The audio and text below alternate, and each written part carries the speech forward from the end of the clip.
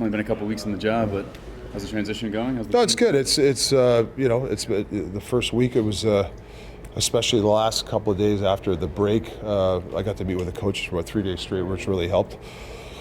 I've been whining about no practice time, so that's the only thing that sucks. And other teams go through the same thing, but yeah, but it's good to have the players had their break and rest their mind.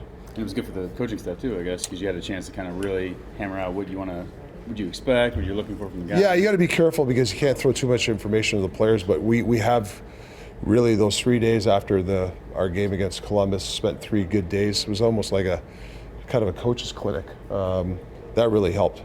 But now for the stretch drive. Rick, is Beauvillier going to play on that top line, and what do you expect from him here his first game? Yeah, I watched him against the Pittsburgh series when he played the playoffs, and he's a pressure type of guy where he gets on the pucks, he gets loose pucks. I think he can score more. I think here that we're going to put him in positions where he can score, but he's just an energy guy. It's a holdout that we plug here with the Canucks, and a guy that can really take off in the neutral zone. Stretch the D. I think that's something that we're looking for from him. What do you see in this Devils team that's the biggest Yeah. challenge? Well, I think very skilled team, big defense. I mean, that's a pretty good recipe in the playoffs, right? When you play big defensemen long, and they got, obviously Jack Hughes is a star. They got some good scorers. Lindy and his staff got these guys playing really well. It's a good measuring stick for us playing a team like this. Can we anticipate Colin in net tonight? Yes, yeah. Outside of looking in, what is your thoughts on Lindy Ruff and just sort of the season he's had, and what can you take away from him, to establish your coaching career? Yeah, I like their staff. Bruno there with Lindy, they have a really good staff, and you can tell the way they're playing that those guys have influenced the way they play their system.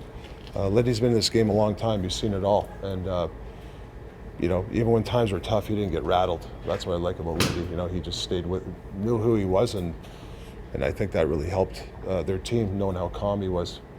Yeah, I know every new coach has to go through it a bit, but how do you balance what you want to do and the type of style that you want to play with the personnel that you have right now and the style that they were playing? Yeah, well, it comes to everybody wants the result, but you got to be part of the process, and I think. The Devils have gone through a process to get the results they're getting now. It's no different than us. We want results, but I'm not worried about the results. I'm worried about the process. And I know that's the most overused word. We all use it, coaches, but it's true. The way you deal practices, the way you deal day to day.